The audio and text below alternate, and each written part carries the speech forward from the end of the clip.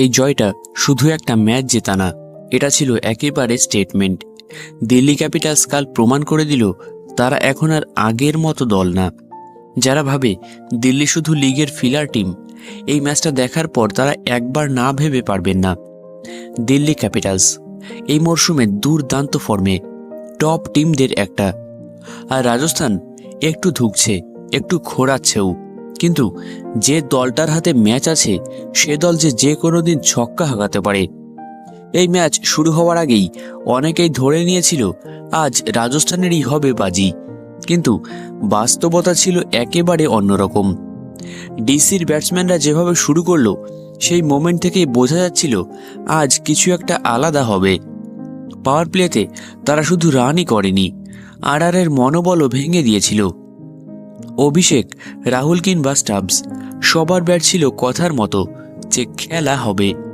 Defending নয়, DC খেলেছিল আগ্রাসী মেজাজে। এটা ছিল না শুধু একটা ম্যাচ, এটা ছিল মেসেজ পাঠানো যে আমরা হাল ছাড়িনি। ডিসির বোলাররা যখন মাঠে নামলো তারা যেন জানতো এই ম্যাচ তাদের ঘুরে দাঁড়ানোর ম্যাচ। খেলার প্রতিটা মুহূর্তে পরিকল্পনা স্পষ্ট, রাজস্থানের বড় হিটারদের এক মুহূর্তেও মুক্তি না দেওয়া। আর ক্যাপ্টেন্সি আকসার দেখিয়ে দিল যে কোন সময় কাকে বল দিতে হবে, কাকে চাপ দিতে হবে, সবই তার ঠান্ডা মাথায় গোনা। ম্যাচ যত এগোচ্ছিল মনে হচ্ছিল এটা ডিসিরই গল্প। এই ম্যাচ শুধু জেতার লড়াই ছিল না, এটা ছিল সম্মানের লড়াই। ডিসি এই ম্যাচে যেন সবাইকে একটা বড় বার্তা দিল, তোমরা যতই আমাদের হিসাবের বাইরে রাখো আমরা আবার আসব, আর যখন আসব তখন তোমাদের হিসেব গুলিয়ে দেব। এই আত্মবিশ্বাস, এই আগ্রাসনই প্রমাণ করে দিল ডিসি জেগে উঠেছে। শেষে বলতেই হয় এই জয়টা একটা ম্যাচের জয় নয়, এটা একটা ঘোষণা। ডিসি শুধু 2 পয়েন্টই জেতেনি, তারা লিগে নিজেদের নাম আবার লিখে ফেলেছে গাঢ় অক্ষরে।